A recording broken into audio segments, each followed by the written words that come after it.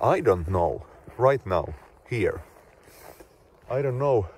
Let's take that tree, that small tree, that one in the middle. What is that tree beyond my perception of it? Science would say it's also a biochemical process, not so much unlike my consciousness, modeled as a neural process. Both are biochemical processes. They contain partly same genes, if I'm not wrong. They are part of the same evolutionary tree. We are not so different from that tree. But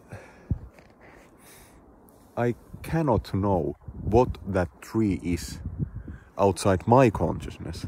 You know trivially what it's like outside my consciousness because you saw it, and your consciousness is trivially independent of my consciousness.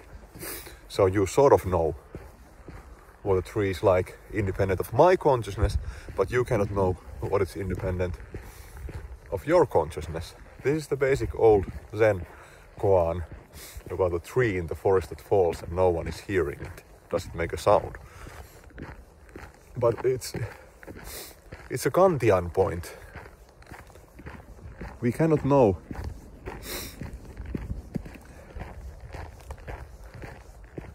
what objects are in themselves independently of how we represent them in our mind. I think few things in the world are more certain than that, because it can be logically proven. So we can only model reality. We are, as it were, stuck inside Plato's cave, and we only see the shadows that the real world casts on the walls of the cave.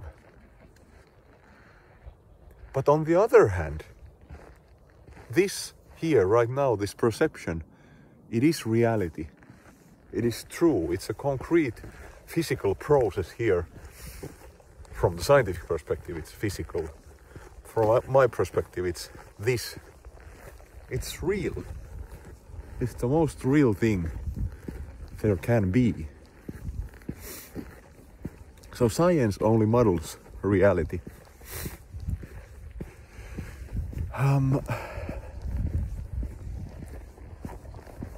It's very easy to conflate the model with the modeled, or the picture with reality.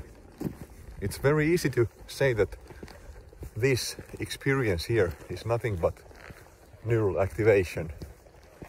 But when I say that, that is only true in the sense that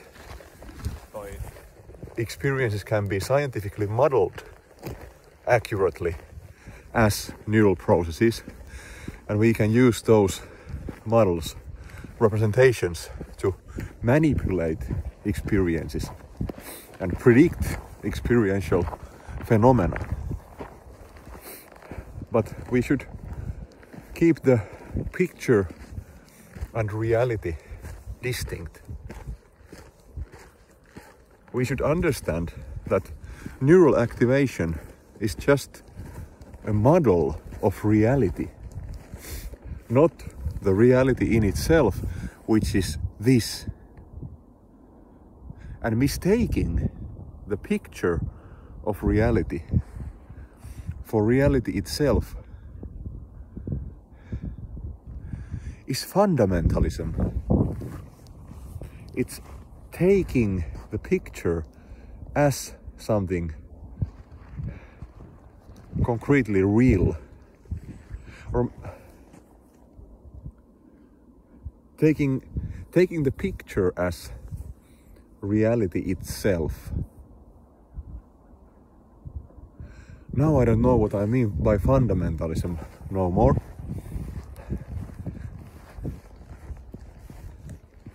Fundamentalism is the opposite of transcendentalism. That I'm a fundamentalist myself, in the sense that I think that this experience here is fundamental for me. It's the fundamental reality to which everything on my path is attached to, or not attached, but rather everything is this. That's the fundamental reality, but it's only for me. The scientist, not the scientist, proponent or advocate of scientism, or the scientific fundamentalist, thinks that what science says about the world, that it's made of atoms, neural processes, DNA, bacteria, stars and galaxies, dark matter, that's the ultimate fundamental truth. That's fundamentalism. Thinking of this scientific worldview as capturing in some objective and fundamental sense what the world is. And transcendentalism instead, on the contrary, is knowing that there is always something beyond the model.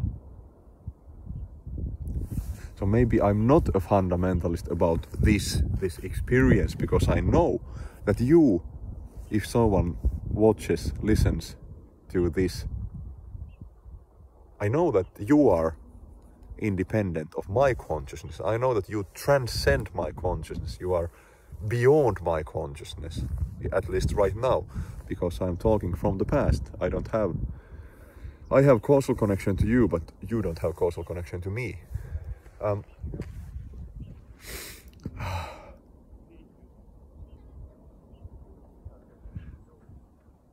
So maybe all kind of fundamentalism is wrong. Transcendentalism with respect to science means the awareness that there is reality in itself beyond the models, and also knowing that this is reality. My own experience, your experience, is reality in itself beyond the models. But I was planning to talk about relationship between science and religion, or spirituality.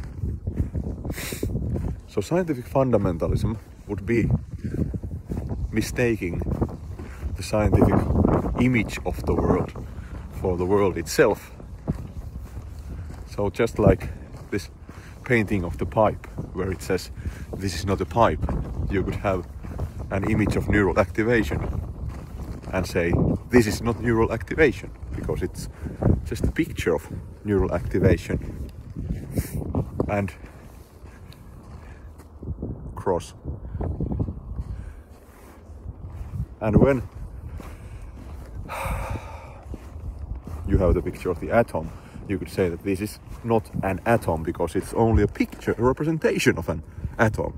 So in that sense, reality is constructed, and there is always the transcendent reality beyond the models and our beliefs about reality.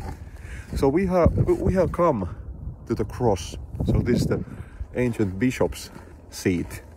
There used to be a church here.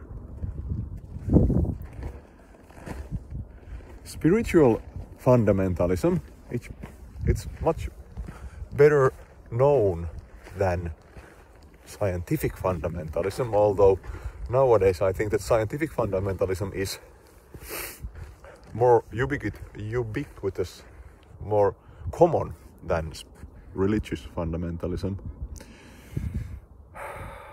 Religious fundamentalism is exactly the same thing as scientific fundamentalism. It is mistaking for example, the stories of the Bible for that reality in itself that they describe, or of the Quran, or of any other mythologies, or even Buddhism. Buddhism is not anything completely exceptional here. It also, Zen Buddhism has its concepts like the mind, or the one, or emptiness. But there in Zen, the exception is that they are really much aware of the dangers, of the real dangers of conflating the words for reality. But in Christian faith, for example, it's quite common. It's actually, some people call themselves fundamentalists, and they proudly state that for them the Bible is literally true.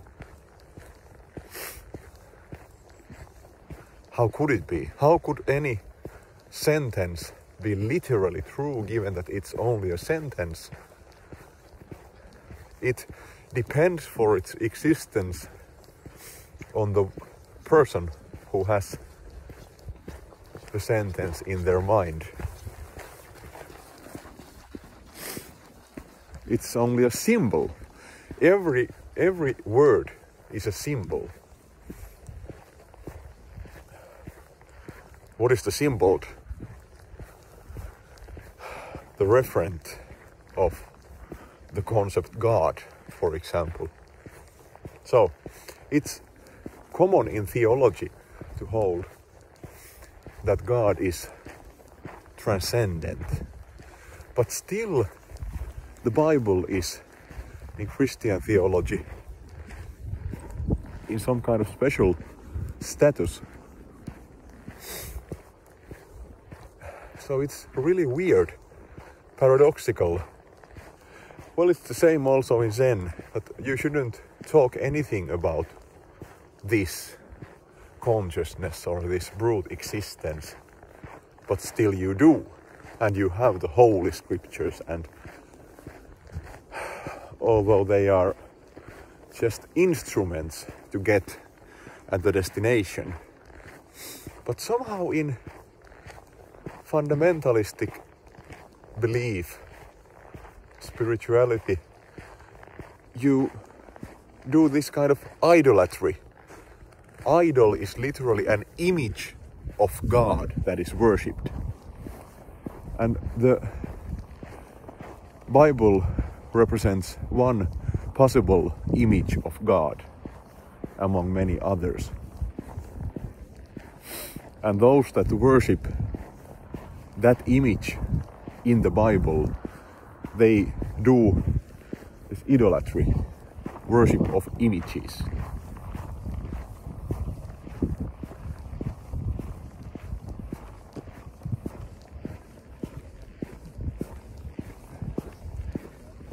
So you could say that maybe there is no referent for the concept God.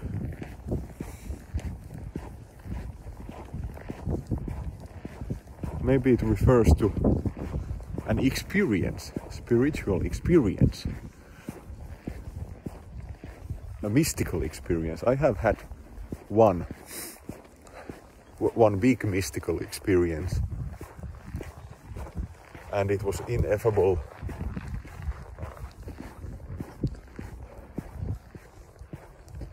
And somehow still extremely real and veridical.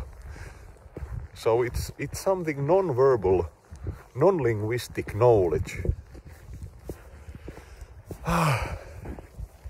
It's so difficult if you think that the word God refers to something that is present in the mystical experience.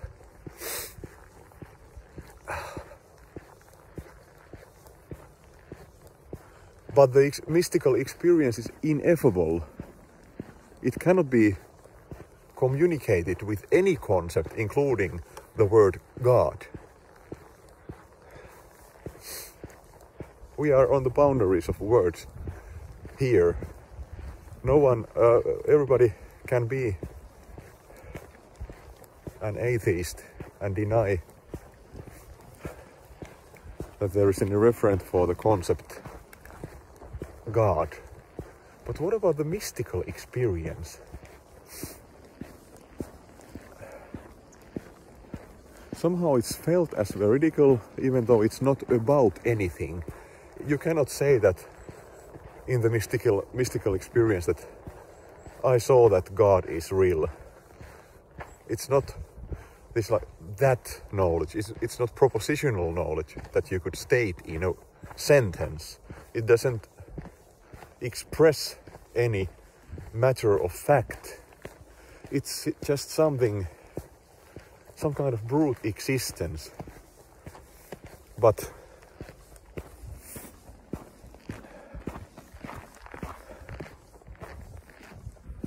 okay, let's return to this idolatry thing and fundamentalism.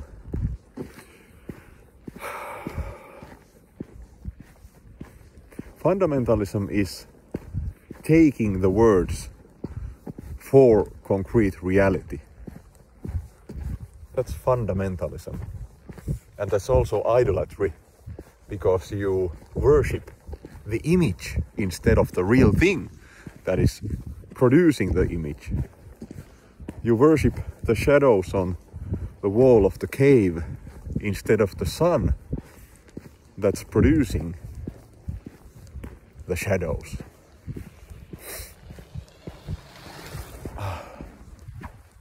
So, I was going to talk about this. Now at this point, I have come to this interlude, whatever, that you have this fundamentalism in both science and spirituality. Both are just images. What the Bible says about God, it's an image. All the depictions in all the religions, they are just images. The atheist says that there is nothing beyond the images, but in saying that they are wrong, because there is the mystical experience that is the living source of all religion. So maybe God is this.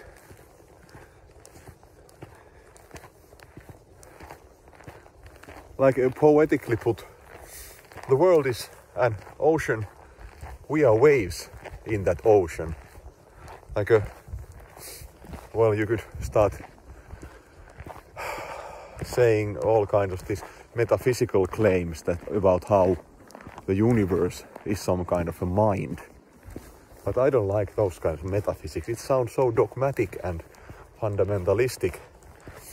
This experience right here, this ineffable experience, what if this is the referent of the term God? Okay, forget about that. Sometimes it feels like that. Sometimes it very much does not feel like that. Now I'm somehow in the middle of those two feelings.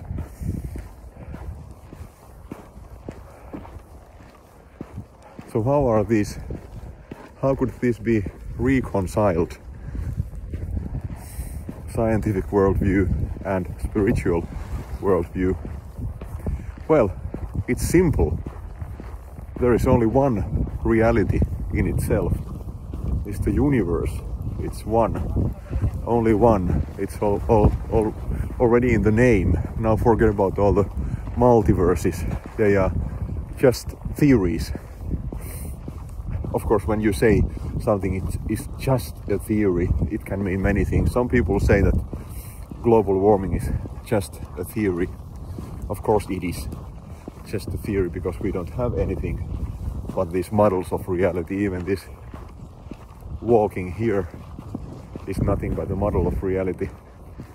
Even this is a theory.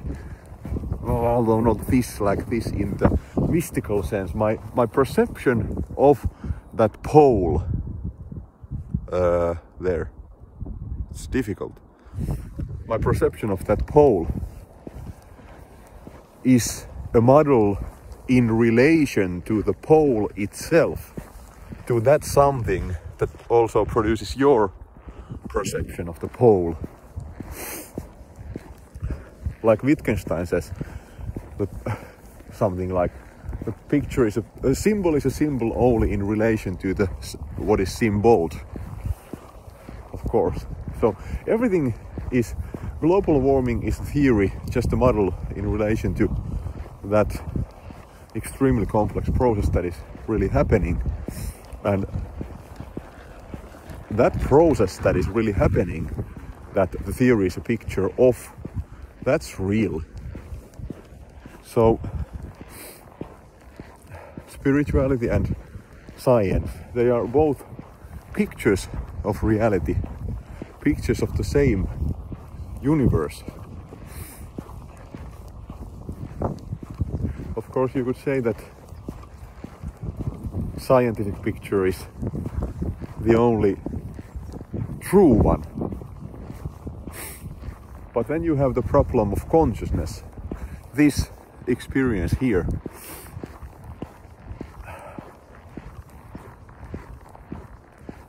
Because consciousness, this shows how limited scientific models are in relation to reality in itself.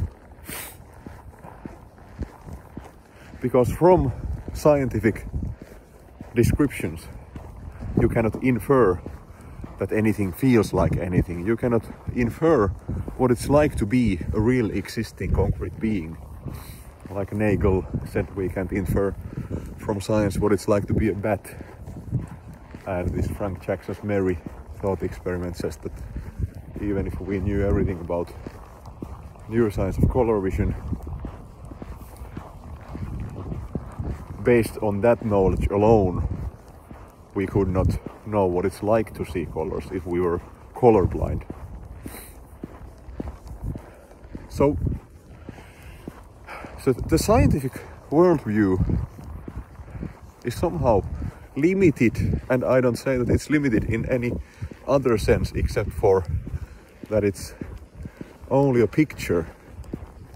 It's only a picture of reality, no matter how good it is.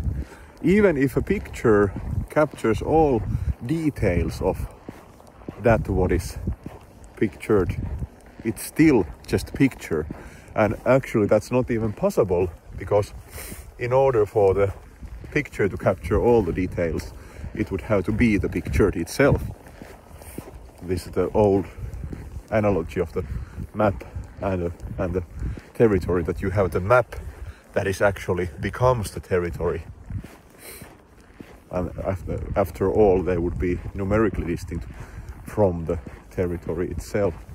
So they cannot, the model cannot overcome its limits as a model unless it stops being a model. You know what I mean? I cannot know what it's like to be you unless the boundary between me and you vanishes. So that's the limit of our models of reality, including scientific models. But what about spiritual models? I think that they are about this, like this. I think they are eventually about some kind of experiences, mystical experiences, or based on mystical experiences. Because in experience itself, we can get a glimpse of what reality is in itself. If you take a psychedelic substance, all this will be clearer, I would assume. I still have the experiment coming up, so I will test this hypothesis that you will see the miracleness of world in itself as it exists here, as this sometimes you can see that miracle of existence, and it's somehow like intrinsically meaningful and beautiful, and somehow completely incomprehensible, and still so simple and concrete. And that's something, maybe that's God.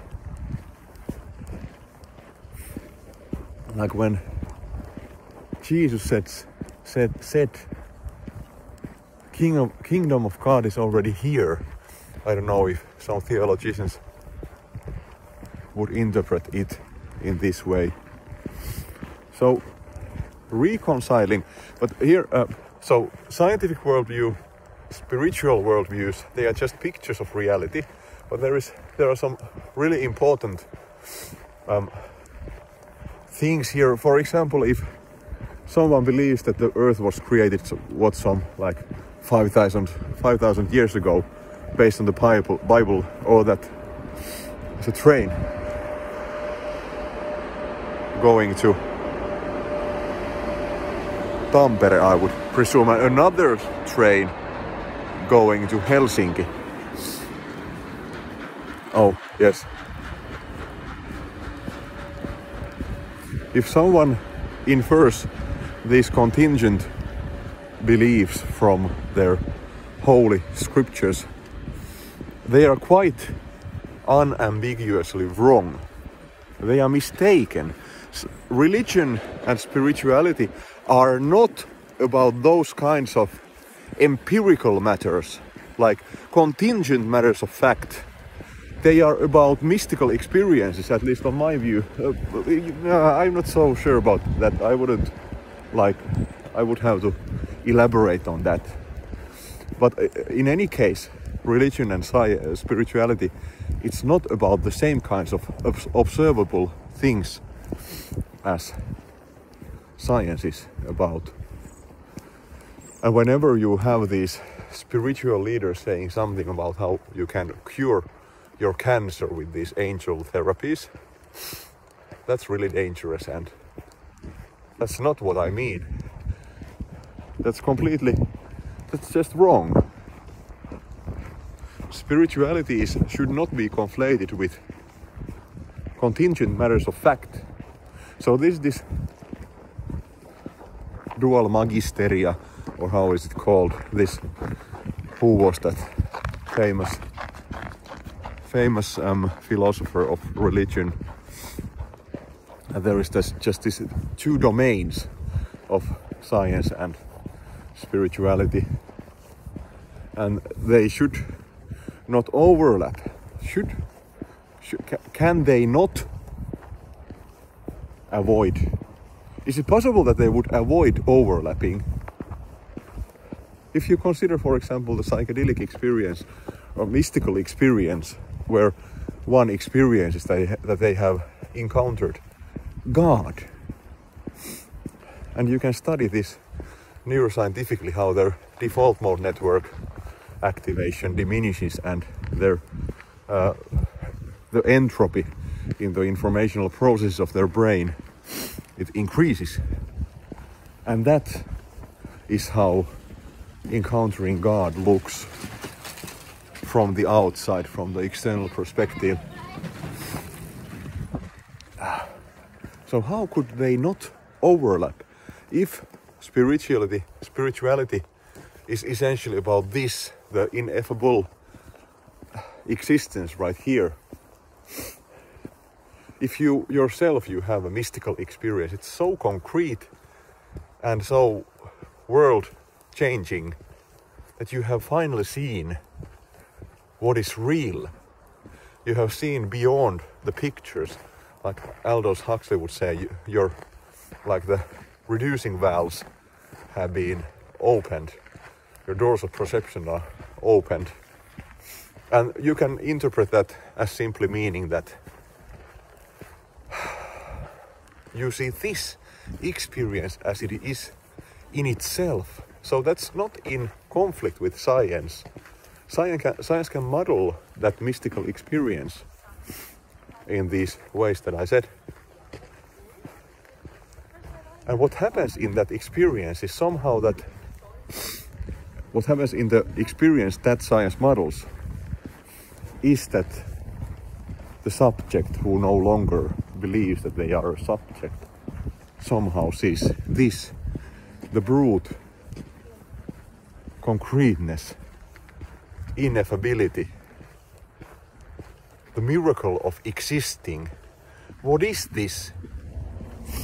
And you cannot answer that in any way. What is this? Science models that as a certain kind of physical process, and as a modeled process it's not so different from other processes. They are all biochemical processes, just of different kinds.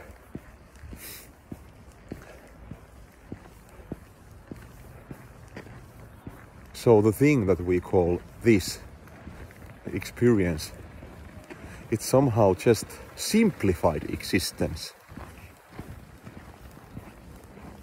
It's somehow, the entropy increases. The brain becomes somehow less active because the default mode network becomes less active and it's consuming most of the energy in the brain, in the whole body, in the whole organism. So somehow we encounter this reality or experience in itself more easily when we somehow partly die, when we become like the processes become entropic, because in death the processes become infinitely entropic. So I have to wrap up. What is this? The mysticist says that this is